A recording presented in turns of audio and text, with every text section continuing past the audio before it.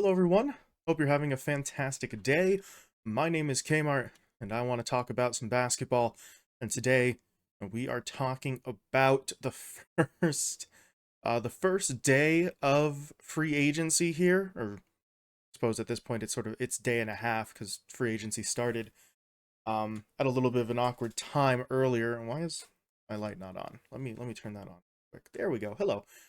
But yeah, the first 24 hours or so of free agency have been pretty intense. In fact, at the time of recording, um, we're not even through 24 hours yet, and we already had more news break uh, earlier this morning. So there is a whole bunch of stuff going on in the NBA that I'm going to talk about here. A lot of teams made moves. So at this point, we're kind of going to try to go through these relatively rapid fire. I'm not going to go super in depth on all of them, but I've got a list here of some of the teams and moves that I thought were sort of important or worth talking about. So we're just gonna sort of dive right into it. In terms of free agency, we'll start with the Brooklyn Nets here. Made a big splash by re-signing Cam Johnson. They've got him for around $27 million a year for 4 years.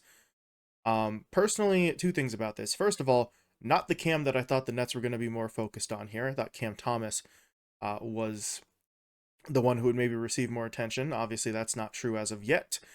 Number two, 27 million a year seems kind of high for what Cam Johnson was giving you production wise, but I do have a little bit of a theory about that. If you take a look at his numbers um, in Brooklyn compared to when he was in Phoenix for sort of the half and half season that he played last year, the numbers in Brooklyn already sort of started going up. At least his scoring did. So if you're the Nets, I think you saw improvement from him in the half season he played for you, and you think that he may not be worth 27 million immediately right now, but he will be considering the higher level of importance that they're maybe planning to give him in the future. That would be my thought process here. Because if they were just going to play Cam Johnson the exact same minutes and role that he currently was in Phoenix before he was traded, the 27 million doesn't really make sense. So I think they're investing in more improvement for him. I also think they make this move because they were also able to clear up some room here. This isn't technically a free agency uh, issue, but the Nets did sign, or not sign, did trade Joe Harris. So they traded him away. I think they sent him to Detroit for a couple of second rounders, something like that. So that freed up his cap space. It's not quite the full 27 million that they then gave to Cam Johnson, but it offsets a little bit of that cost. So makes that move a little bit easier for them to manage financially. But we move on from the Nets. We'll talk about the Bulls now. Chicago were able to re-sign Coby White. Talked a lot about him in the EOP, the early offseason preview. Some of that may be still relevant if you want to go check that video out, but we talked about him maybe being the sort of short-term solution for the Bulls while they still try to figure out whether Lonzo's going to be playing at any point in the future. I think he's now expected to miss this season too. So this is part of the reason why they thought Coby White did well in that sort of traditional point guard role when they sort of asked him to shift his position a little bit. So they're willing to give it a try sort of long term, well, longish term with a 3-year deal here. And that deal is only $11 million a year, which in today's NBA is pretty damn cheap. You're getting a guy who you are willing to experiment with and see if he can be your starting point guard for just 11 million a year for 3 years. So, not a bad play from the Bulls at all. The other play the Jazz made though is one that's kind of interesting to me. They signed Jevon Carter. They took him away from Milwaukee. I think that was something like 3 years and 20 million for that. So, it's a cheap contract. And it's a player I'm not super enthusiastic about. His numbers are not fantastic, but he was able to give the Bucks some pretty solid minutes. So the thought process with the Bulls is you got yourself a bench guy, right? Someone to help fill out your roster, someone who can give you solid minutes, even if he's not out there sort of scoring. He is going to be able to go out there and give some of your other guys rest, and it's a presence on the floor that you can rely upon a little bit more. And I think especially for the Bulls, Um, Slot him in there and have him play some defense, if nothing else, right? Because that is something that we talked about in the early offseason preview as well. Their defense sort of needed assistance um, outside of just interior defense with Vucevic, who they also extended before free agency started. So, not mind blowing plays from the Bulls, but they shore up their lineup, and that's got to count for something. In a similar vein, we move on to Cleveland. The Cavaliers made themselves some interesting moves. First things first, they re-signed Caris Levert. I think it's Levert, whatever. But that was a guy we talked about in the early offseason preview pretty extensively. I wondered what his future was going to be with the team, whether his production was sort of worth his price tag. But the Cavs decided to bring him back. They think maybe he loses his spot in the starting lineup, sure, because that did kind of happen. But he can still be a rotational piece. He can still be a guy who helps them out. They get him on a 2-year, $32 million contract. So 16 a year is, it's not insignificant, but it's not really going to break the bank for them either. So a relatively cheap deal, a guy who you know still is capable of scoring, even if he's no longer a primary option for your offense. So I don't know. Seems like a relatively low risk play. So too was the move they made for Georges Niang. They pull him away from Philadelphia, I believe. 3 years, 26 million. Just get yourself another sort of forward, right? A guy who can play that sort of 3-4, maybe an undersized 5 if you're desperate. I don't think the Cavs ever will be, considering the big men that they have, but just a guy who's pretty flexible. Niang saw some extended minutes with Philly. He was never a massive threat on the offensive side of the floor, but he was serviceable, if nothing else. And that's what the Cavs want right now, right? You get him for 8 point some odd million per year, so you're not really worried about the cost. You just get yourself a solid backup guy. But the big one for the Cavs is this reported play that they made for Max Strus. It's allegedly going to be, or reportedly, going to be a 3-team sign and trade. The Cavs would end up having to give up, I think, like a second rounder alongside Jetty Osman and Lamar Stevens, which is unfortunate, but those are two guys who really weren't doing a crazy amount for you anyway. And you bring in someone like Max Strus, who obviously massively upped his value with this last playoff run with the Heat. He was a guy who obviously had the touch from outside. He was a player that they were okay sort of having run a handful of offensive sets. He was never the primary ball handler for extended amounts of time, but you know, they were willing to sort of run some plays where guys like himself and Jimmy Butler were sort of the main um, shot caller, I guess we would call it. I'm not really sure. I'm starting to ramble at this point, but the Strus pickup does seem pretty damn good here for the Cavs, especially considering with the way that team's constructed. Max Strus gets to play the same role he did in Miami, right? Jimmy Butler is going to, or excuse me, not Jimmy Butler. Wow. Garland and Donovan Mitchell are going to sort of handle the ball most of the time here for the Cavs. You've got Jared Allen and Evan Mobley down low. So Strus isn't going to have to do any sort of post work. He can just be that sort of 3-point specialist and sort of glue guy, I guess. A little bit more than a glue guy, but you know what I'm sort of saying here. He's not going to have to step significantly out of his previous role with the Cavaliers, and he can still find success. So I like the play from the Cavs. We'll see if the trade actually, like, the sign and trade stays alive and goes through, because we did have some concerns about that. But we will move on to the next team. It's the Dallas Mavericks we're talking about, and they got the big one here. They got Kyrie to opt back in. I mentioned in the early offseason preview that pretty much the entirety of the Mavs offseason plans were going to be dependent on Kyrie's choice here. They were kind of just waiting to see what he decided.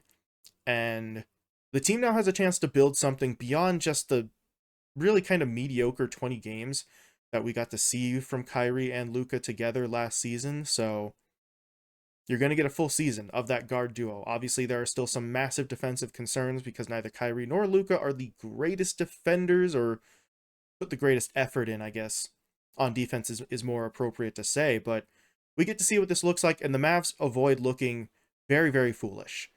because if they had made this big old trade for Kyrie Irving last season, got him for a quarter of the campaign and then lost him in free agency, they would have been clowned on relentlessly, right? So they avoid that, and now they have the chance to build something. It's also worth noting for the Mavs, they got Seth Curry as well. Seth Curry makes his way back to Dallas, so you've got yourself another sort of strong outside presence, a three-point shooter, definitely a guy who can space the floor, play relatively decent defense as well. Of course, that does not really solve the Mavs' interior defense problems, which is something we also mentioned in the early offseason preview, but that's where I think some of the young guys that they drafted may be relied upon more than a free agent pickup here. But we'll have to see, because the Mavs may not be done. But they got the big fish. They got Kyrie Irving. Meanwhile, speaking of big fish, we move on to the Golden State Warriors. Just the 1 point here, they bring back Draymond Green. 4-year deal, $100 million. The play that people were kind of expecting, but were still maybe a little bit worried about, right? There were some rumors that maybe he would go somewhere else, but a lot of people felt pretty damn confident he was coming back to the Bay, and he does exactly that.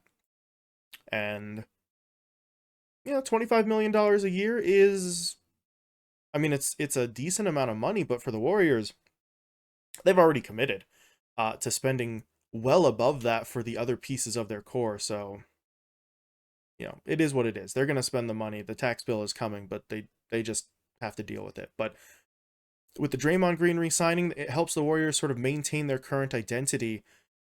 It doesn't really help them solve any of the problems that they had before. Any of the problems that we talked about in the Warriors early off-season preview, those concerns are still there. You still have an aging core. You still sort of gave up on the Jordan Poole play, but you do still have a little bit of hope. You've got sort of the idea of Chris Paul to lead your second unit. You still got guys like Wiggins and Looney and Kuminga who are coming up and developing well and contributing.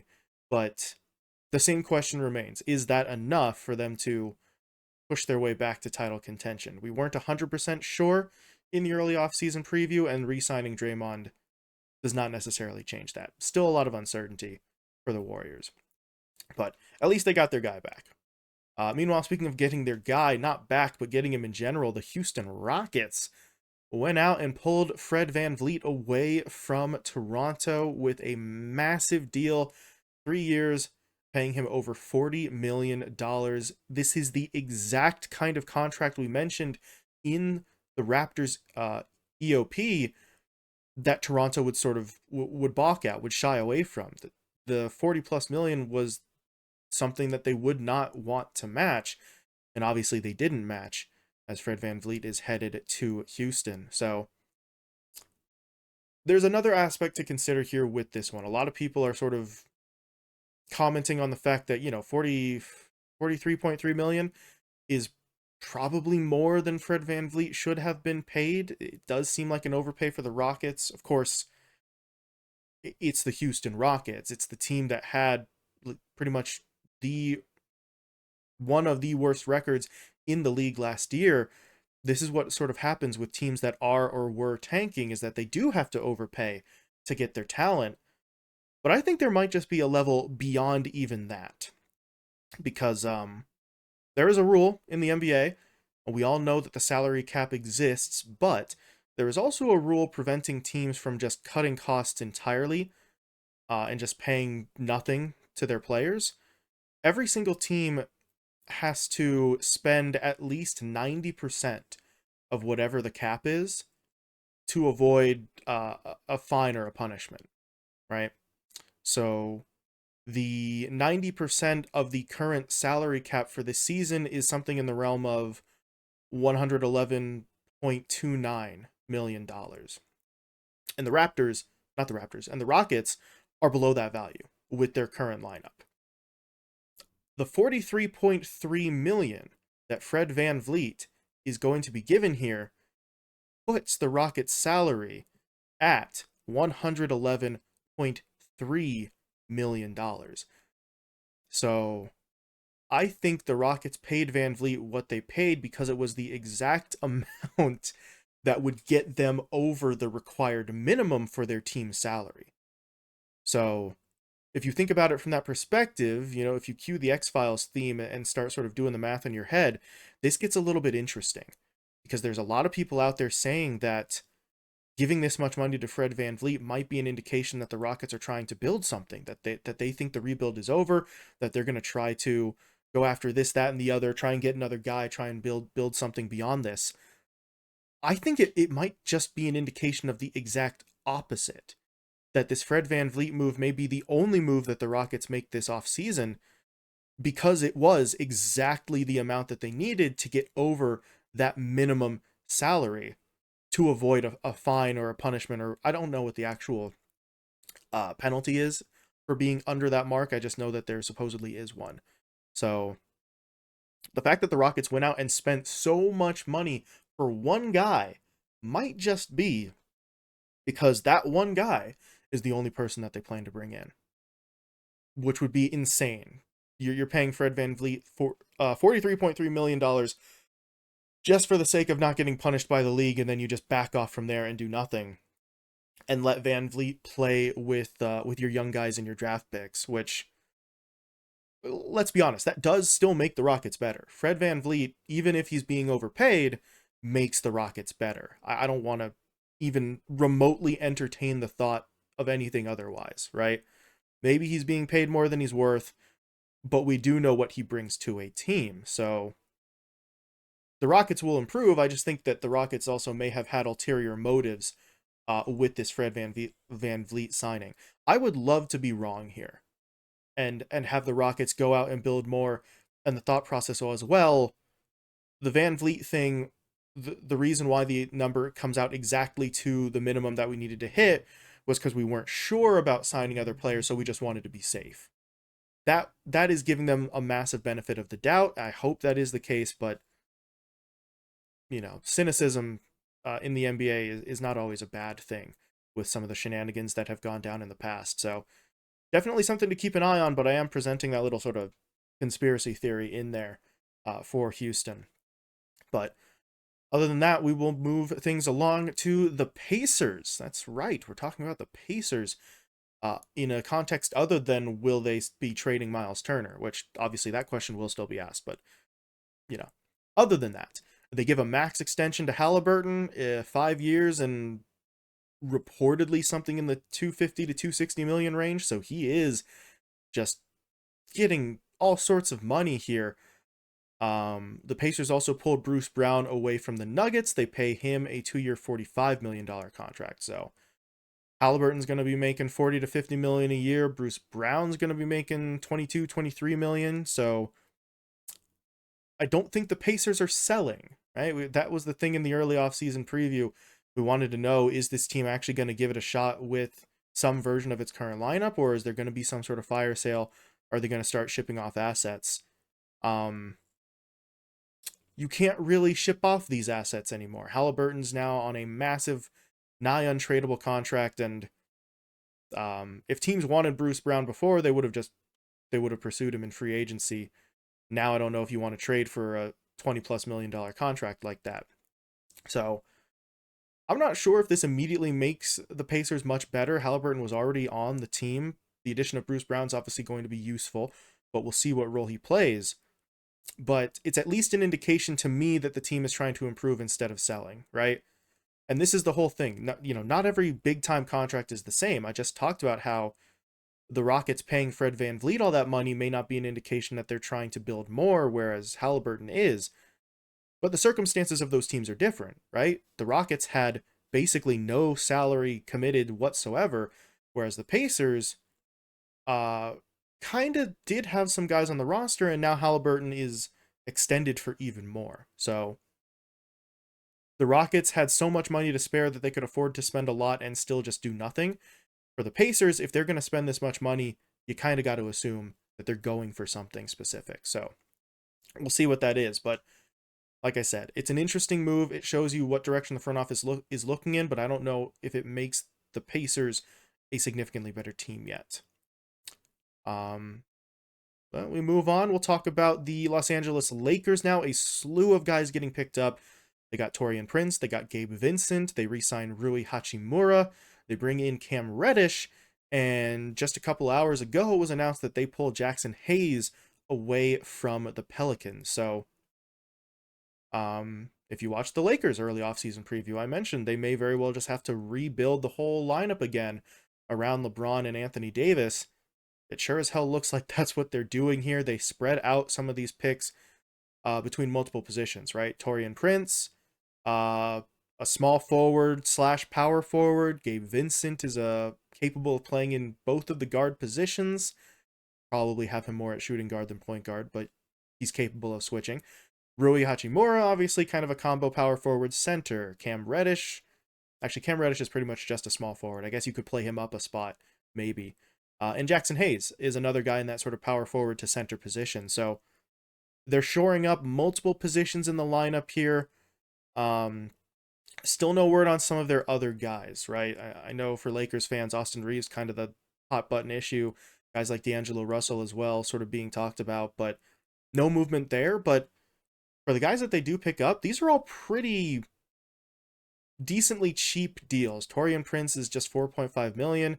Okay, Vincent's going to make 11 million a year. Rui Hachimura is in the, I think it's 17 million or so range.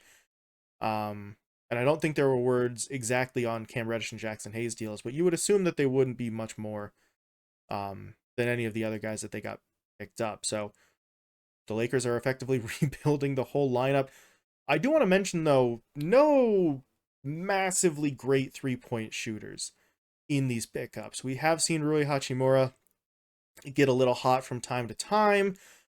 Guys like Gabe Vincent and Cam Reddish are capable of it, but none of them are really known as significant sharpshooters. So that's still a concern that they need to address. But we'll move on from the Lakers. We'll now talk about the Memphis Grizzlies. They gave Desmond Bane a max extension. Again, going back to the early offseason preview, I was talking about, should they extend Bane? The answer was emphatically yes, they should.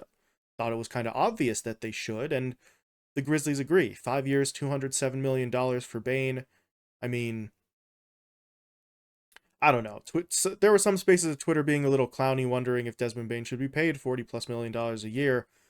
I'm not sure those people have watched the Grizzlies play, because I don't know how you can look at Bane's numbers or watch his game and have those sorts of questions. He's just that important to the Grizzlies. And I think it's honestly just the fact that Ja obscured a lot of what Desmond Bane did for this team. They focused in on Ja and maybe the flashier, more offensively focused play style, but Bane is right up there with him for the most part in terms of his scoring output. So this makes a lot of sense. Obviously, the Grizzlies have to go the first 25 games of the season without Ja Morant, so Bane will have an even more expanded role at the start of the season, and they wanted to lock him down long term. Now you've got yourself a trio here: Ja Morant, Desmond Bane,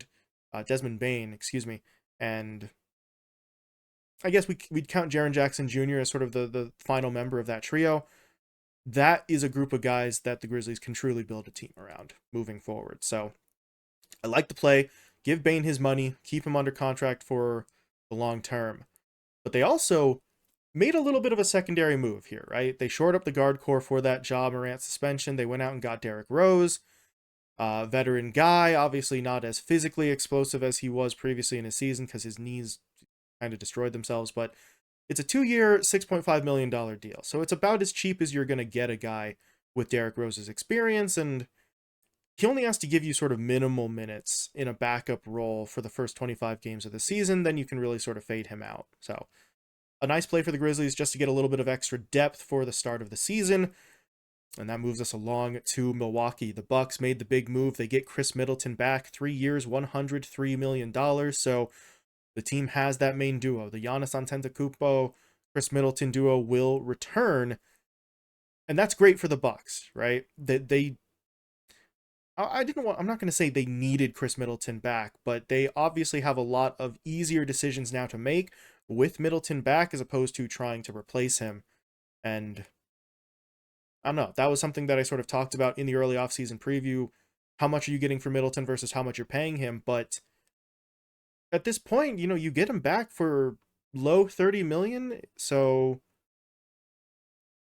that was my concern in the early offseason preview, was that Middleton was going to start pushing up into that maybe like 40 million range, and then you would sort of ask some questions. But they get him back on something ever so slightly more manageable. However, we still need to hear word on Brook Lopez. Without Brook Lopez, this duo comes back and they are impressive, but the team's still going to be sort of missing um, one of their focal points, one of their big members. So it is incredibly fantastic that they get Middleton back, but the Bucks still have some work to do to shore up that lineup. Speaking of shoring up the lineup, the Suns went out and basically got the entirety of their second unit. Damian Lee, Keita Bates-Diop, Josh Okogie, Drew Eubanks, Chimezie Metu, and Yuto Watanabe are either signed or re-signed by this team. Really no heavy hitters in that group, but that wasn't the point of this. The heavy hitters are already on the lineup. KD, Beal, Ayton, and Booker. So you needed guys who could play around them. You needed guys who could eat minutes in backup roles, so that's what they did. They went out and got guys for insanely cheap who they knew could be trusted to go out there and hold the line until the star players come back. So exactly the kind of moves that we said the Suns needed to make. They needed to find guys for cheap who could go out and eat minutes, and that's what this is. So well done by the Suns, wasting no time. But that moves us along. We've got only 2 teams left here on the list. We're going to talk about the Raptors real quick. They re-signed Jakob Poeltl to a 4-year, $80 million deal. So I mentioned in the early offseason preview, I thought if they brought Poeltl back, that would be maybe the indication, or an indication, that they really were committing to going at this at least one more time. So you've got a pretty solid group down low. You've got Jakob Poeltl, you've got Pascal Siakam, you've got some of the young guys for backup, and you're feeling pretty good about this. In the meantime, obviously they lose Fred VanVleet, but they bring in Dennis Schroeder on a relatively cheap deal, 2-year, $26 million. So $13 million a year. And yes, I know the immediate thought for people is probably, Fred VanVleet to Dennis Schroeder is a bit of a downgrade. Maybe it is. It probably is, right? Production wise. But Schroeder is going to be able to handle the ball. He's going to run your offense. We saw that with every team that he was with, especially with the Lakers last year.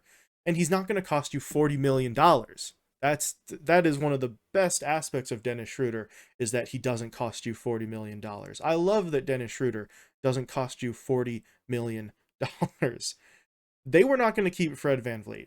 There's no way they commit that much money to him, but then also look at extensions for Siakam, extensions for Anunoby, extensions for Gary Trent Jr. So they needed a guy who was cheaper but could still produce. That's exactly what they get with Dennis. So well done by the Raptors. We'll see if they bring in anyone else here, or if it's just going to look kind of similar to last year's roster, because I think they do still need a little bit extra. Last year's roster didn't make it out of the play-in, and this is going to look kind of similar, barring any future further moves. But that brings us to the last one, the Portland Trailblazers. Oh boy, oh boy.